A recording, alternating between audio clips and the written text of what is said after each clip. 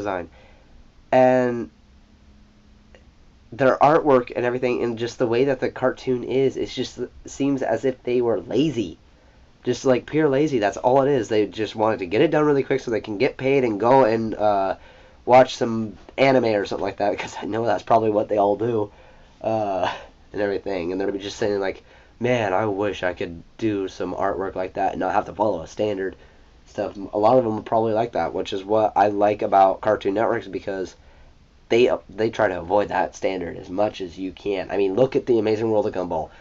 That is probably one of the most unique American cartoons I have ever seen. I mean, they've got like real life, like actual real objects in there and stuff mixed with the cartoons and everything. That hasn't been done before in a TV show, and it's probably extremely hard to do and everything and stuff. So you could just tell just by watching The Amazing World of Gumball that they put time and they put effort into it. And they really wanted a show that stood out. Unlike these other shows where they just wanted to throw a show out just so they can get money. Which is foolish and stupid, because a lot of the times they won't last long, but apparently a lot of Americans are, I mean, I'm sorry, but a lot of kids these days are kind of just, they're easily drawn into crappy shows, really. They're just really drawn into stupid, worthless shows and stuff. I mean, and that's the standard for things and stuff. And I don't like that. That's why I do manga. That's why somebody's like, well, if you want to draw cartoons, why don't you draw like comic books and American cartoons? So, like, because they follow a standard and stuff like that. So it gets stupid and everything, and I can't stand it. I'm about to kick that door down. My little brother's bugging me, and I'm about to kick that door down into his face. And I probably could do it too. Go away! Sorry about that. But yeah, the art style, again, it doesn't have to follow a standard. It could be anything you want. It doesn't even have to initially look like the basic manga. It can look, just try to make it stand out as, like, make it stand out that, yeah, it is manga. And there are techniques to it that makes it manga, but you could still, around that, you can play around and goof around and have fun and come up with your own little thing and stuff. You're not limited to, oh, you got to draw it in this particular design, otherwise it's just not manga and stuff, like the cartoons did and stuff and everything. It's like, if you don't draw it in this particular design, it's not a cartoon and stuff. So, I mean, it gets kind of boring and repetitive watching American cartoons, because a lot of them, they don't have good design and everything like that. But again, with like manga and stuff like that, if you do this art style and everything, and you want to be stuck in that standard, go ahead and go to animation. It's not going to be that hard. You could easily transfer the the techniques for the basics to that and still be fine without any issue whatsoever. But what I'm going to basically say right now is, like, do what you love. Do what you really love to do. I mean, if you want to be stuck, if you want to be in that standard, I've got nothing against it. If that's what you want to do, then do it. I don't care. But don't like rush to make a decision. Experiment a bit. Play with it for a little while. And if you decide, yeah, I want to do manga, you got to devote yourself to it. Whatever you decide to do, you got to devote yourself to it. It's not something that you can just pick up and be like an epic god at in a single day. It takes practice and practice. Some of the best manga artists out there, for like, say, like Dragon Ball Z or Naruto and stuff like that, they're still learning. They're not perfect. I mean, I've seen flaws in each of them and stuff, and their artwork is continuously improving. They're staying to that initial design and stuff, but their artwork is improving every single day. Like Fairy Tail, that artwork originally, like when I first seen Happy, I watched the anime, and then I read the manga, and I was like, wow, he really made an improvement, because that looks nothing like what Happy does in the show or anything like that, or in some of the newer things. and stuff. So I'm sitting there, like, wow, see, that's proof uh, that he got better. Like, which is another example with manga. Your artwork doesn't have to be perfect. You just got to put some effort into it. And if your story is good and your artwork is at least decent and doesn't make your eyes vomit, you'll be fine and you won't have any issue. People will read it and stuff, which everything. But at the same time, you don't want to just like put out good enough. You still want to, and I strongly suggest it, put your time and effort into it. Like, work as hard as you can on that manga and make it something that is good. Don't just say, this is okay. I'll draw this and throw it out there and it'll have a good story and people will read it. No, actually put some time into your artwork. Show that you're improving. Show that you're actually got the heart for this and the passion and everything. Otherwise, your manga will get boring very fast. There's no improvement. The artwork will begin to seem dull. People will just lose interest in it. It's like, this guy's not putting any effort, or a gal for that matter. This person's not putting any effort into it. He's not trying to improve. And he's just being lazy. The art is like, okay, the story is good, but he's just not making any improvement on the artwork. I wish that he would do that stuff. So whenever you're like writing manga and everything, you got to think about, okay, am I happy with the artwork? Do I want something that will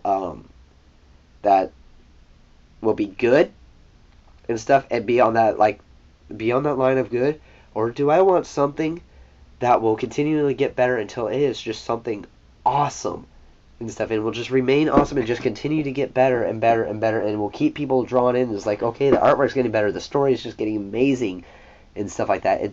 So when you're drawing manga, you got to think about the both things. Without one or the other, it's gonna just decline. Like, if you don't spend enough time on the artwork, it will end up looking like crap. I mean, again, this isn't something that you're gonna be able to pick up right away. You got to put a lot of devotion into it. For a long time, I've been wanting to be a manga artist, and I finally, after 6 years of devotion and practice and work, I finally got a manga started up that I can do and I can see going long ways, which is another thing. Experiment with different stories. If you want to write a manga, try to find one that you love and you just know that it's going to go far. If you get one and you're writing one and it turns out to be boring and it's not going anywhere, don't be afraid to just toss it aside and get rid of it and stuff. That's what I did. I've gotten rid of so many different types of mangas that I can't even remember them all. But what I did is stuff because a lot of the times is people will be afraid to throw away a story because there'll be like characters or stuff in it that they just absolutely love and they don't want to see disappear. Don't let them disappear. If that story is not going to be good, try bringing them to another story and experiment them until you find a story that you absolutely love and know that it's going to go far. Keep experimenting with different stories in your head and everything, and try getting them out on paper. Like, usually whenever I get a story and it's not going to go far, I usually lose interest with it pretty quickly and toss it aside. And it's just like, nope, this ain't going to go anywhere. Maybe I'll pick it up later. I don't know. But I try to find a story that I would love to do, and I could just see myself doing this all the time and everything. That's what I found just not too long ago. I found it about maybe a month ago, and finally got it started, and the artwork is great, the style's great, the story is great, and I could just see this going on. It's a continuous story that I can build up through chapters and chapters, and not seeing just dying off in a pit. And I could see people reading it because it's a unique story. No one's done it before. And it's got unique characters. Everything is an incredibly good artwork style, and I really want to spend a lot of time in. And when you're doing things like that, you have to think, okay, I know that this is my story, that this is my original story, but I need to think about the audience for once, the readers. Are they going to want to read this? Is this going to be a story that is so compelling that they are going to want to just not want to stop and be just so anxious for the next chapter, the next volume to come out? That's one of the major things you want to think about, because when you're doing manga and stuff like that, it's not all about you. Granted, it's your story and you want to get it out there and everything, but it's not all about you. It's about the readers. If they're not interested in it, your manga is not going to go anywhere. It's just going to sit. It's just going to sit on the shelf and get dusty and just sit there, and it'll be a waste of art and talent. So you got to think about the audience, and you got to pick a certain particular group to focus on. Like, is this going to be like for that more action-packed teenage males, or is this going to be a love romance thing for teenage girls? Or for those of you out there who are weird like that, is this going to be an adult manga? You got to think about all that type of stuff. Or is this going to be for little kids? You got to think about that. You got to think about the genre. You got to think about who it's going to be focused for, and study those different types of things. Go out, and if you pick like a particular one, like if you want to go for an audience of teenage girls, go and study what they are drawn to, what they focus on in manga. A lot of the times it's basically shoujo based, and just kind of look up that. But go and look it up. Go and do your research, and don't be afraid to draw things you're not comfortable with. If you in particular aren't too big on, say, the romantic, googly-eyed stuff and everything, don't be afraid to draw it. I mean, every story in some point in its history is going to have like some form of romance. It's going to have a balance of all of that type of stuff. I mean, I haven't seen a single story out there that hasn't had a mixture of all the different type of genres and stuff. So don't be afraid of that. If you feel that, okay, this character is starting to lean towards a relationship with this character, don't be afraid to draw that stuff. Put that in your story. If you think that that's the way it's supposed to happen, but you're not too big on the whole googly mushy stuff, don't be afraid to do that, because if you're afraid to do that and just completely avoid it, it's going to ruin your story, and it's going to look like you're afraid to experiment with that type of stuff. You're afraid to do those type of things and stuff. This guy's more of this type of genre and focusing only on that and stuff, and it'll be like really one-sided, and it won't work. Like with my manga here, there is going to be romantic stuff. There is going to be comedy. There's going to be action. There's going to be fantasy stuff. There's going to be some scary points in it and everything. It's going to be a good mixture of different things, so that way it can appeal to everyone. I want it to be able to appeal to everyone who has that type of thing. There's going to be romance for the girls. There's going to be comedy for everyone. There's going to be action for the guys. There's going to be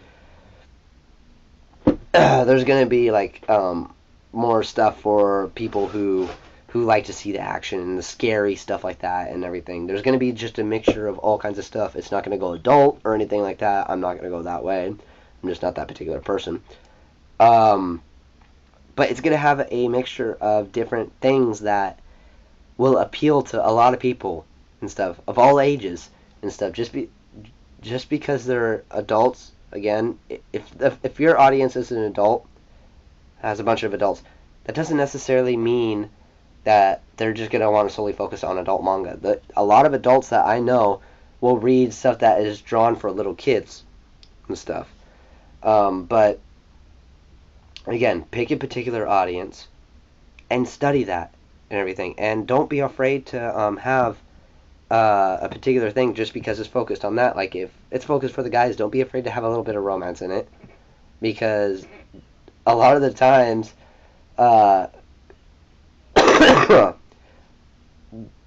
if you think about it, if you have a guy kind of chasing after a girl or something like that, people are gonna a lot of the your audience is gonna relate to that because a lot of guys they chase after girls and it's just one of those things.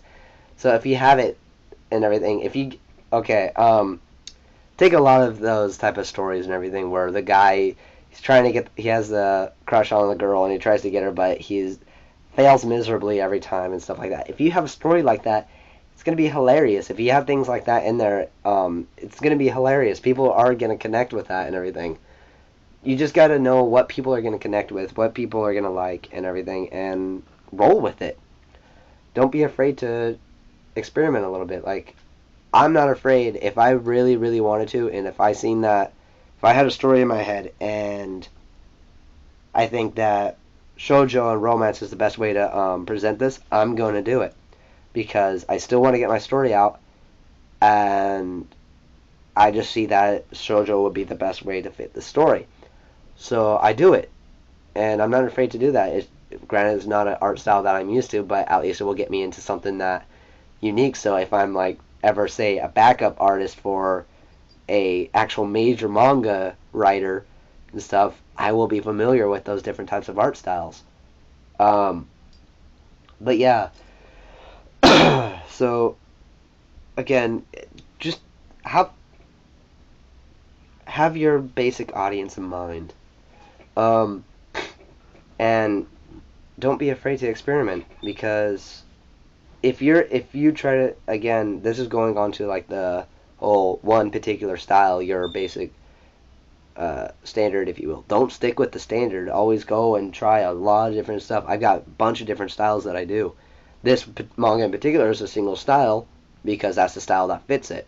It's a sci-fi action adventure with some slight cases of comedy or romance or scary images and stuff like that. So I picked one that fits the initial theme, which is a highly detailed shonen that you would see like in Bleach or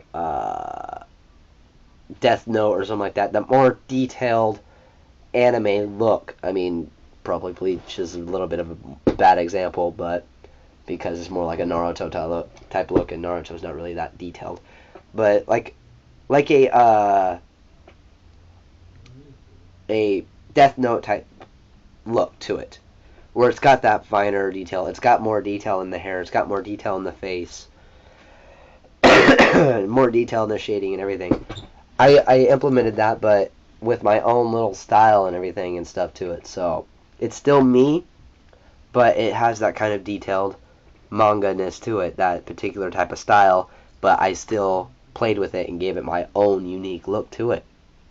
So in some cases you will kind of fit like a slight standard of styles, but the thing about manga is you don't have to go in a straight line with that style. You can literally, some people will choose to go in a straight line with that style, but those mainly are just kind of like fan artists and stuff like that. But if you really want to be a manga artist, don't stay on that straight line. Actually kind of like curve up a bit and everything. Kind of give it your own style so that way it gives it a bit of an arc and stuff. And spread away from it. Like, if you see a manga and everything, it's okay to blend different styles into it. People do it all the time and stuff like that. They'll have like the detailed look of manga and then throw in like a cute form of it for a particular scene because you feel that you need it and it would fit that type of thing and stuff. Don't be afraid to do that and stuff. And the last thing I need to like say on like that type of thing and stuff like that is whenever you're trying to think about manga and stuff in the artwork, remember that it is you. What you feel is right for that manga and stuff. Story and the story and the way that the artwork looks, you need to think about something. There's like a couple things that you need to think about. One is the audience. Will they be into it? Again, it's literally almost all about them and stuff. So the dialogue needs to be like continuous and drawing and everything, and the artwork has to have at least an arc to it. And what I mean by that is it needs to progress. It needs to get better and stuff. Even if my artwork is amazing at the start, still try to kind of like polish up the characters a bit and everything, and show that you're like working your literal butt off trying to get this out there so that way that people can enjoy it And then finally, is this manga me? All right, because there are some things that are about you. It's like your story, your particular art style and stuff. So make it you. All right, give it your own personal quality to it and stuff. So yeah, I'm probably gonna have to put this in two parts, but oh well. So yeah, just make it you. Give it your own unique art style. And the only thing you have to think about with on the audience side of the level is, will they enjoy the story?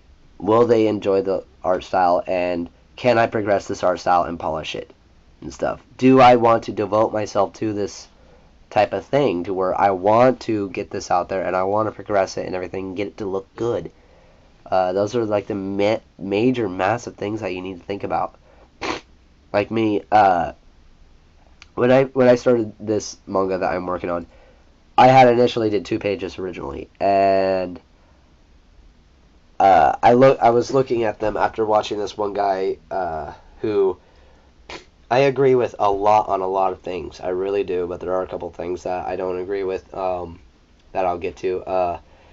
But I was sitting there watching one of his manga tip things and stuff, and after watching it, I was sitting there looking at my pages and stuff, and I'm all, I don't really like this. They're kind of, I'm sitting there getting a double look at them, like, and I realized, like, yeah, they're too flat.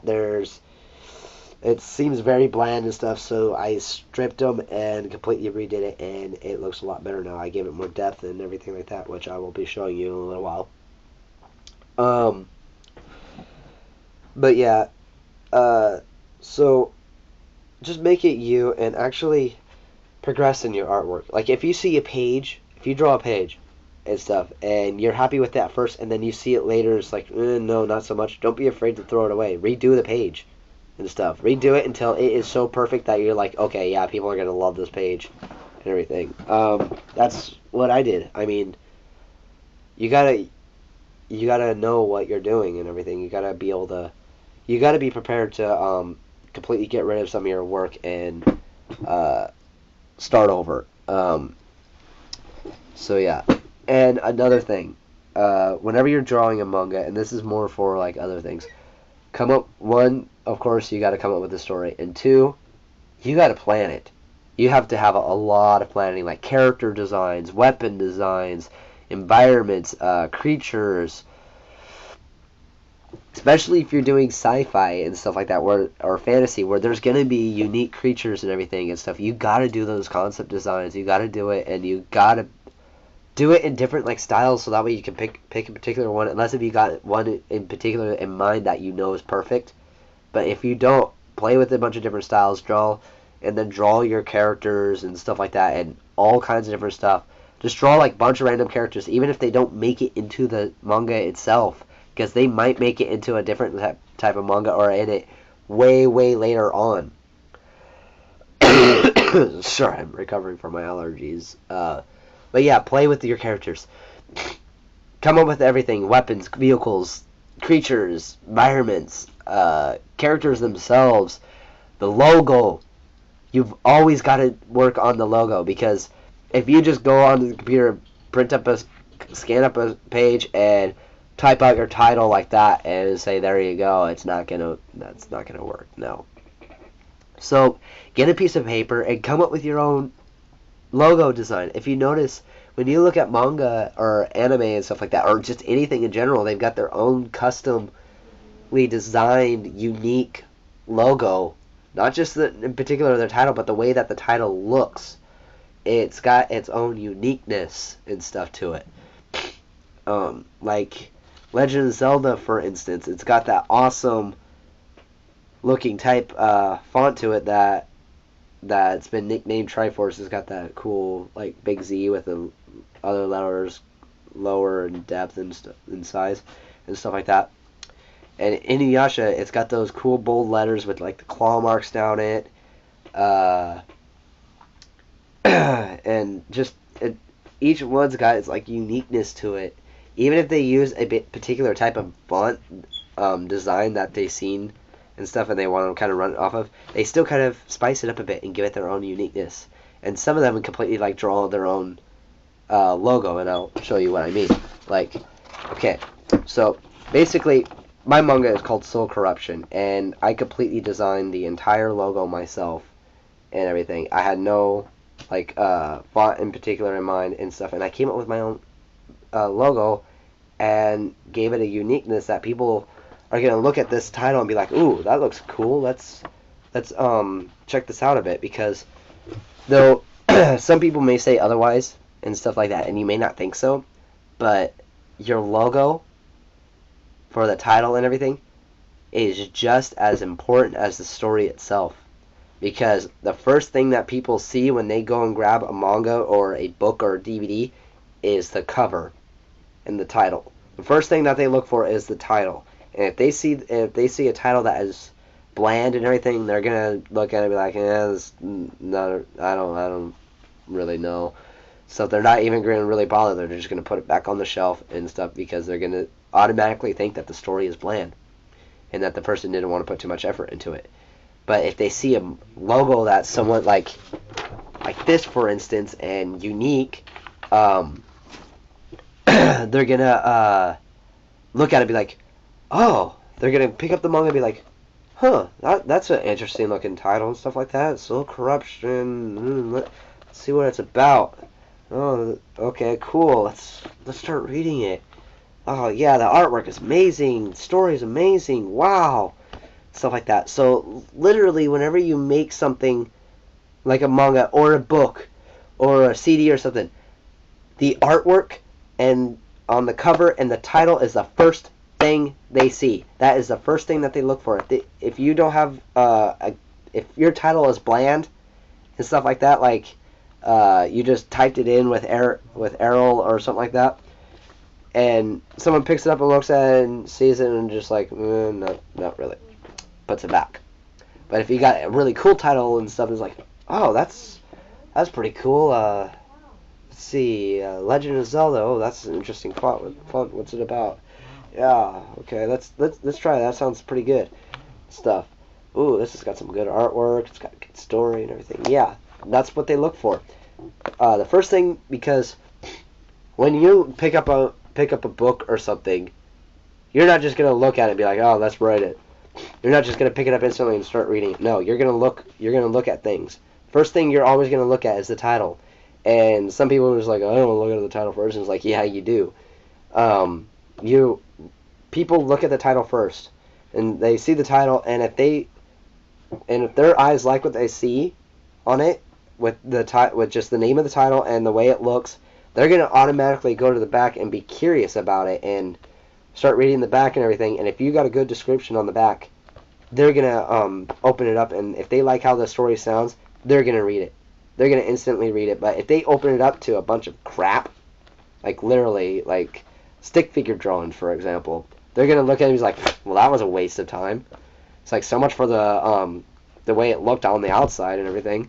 Because believe it or not, people judge the book by its cover. Literally. That saying has no effect when it comes to books, movies, or music, or anything like that. They always judge the book by its cover.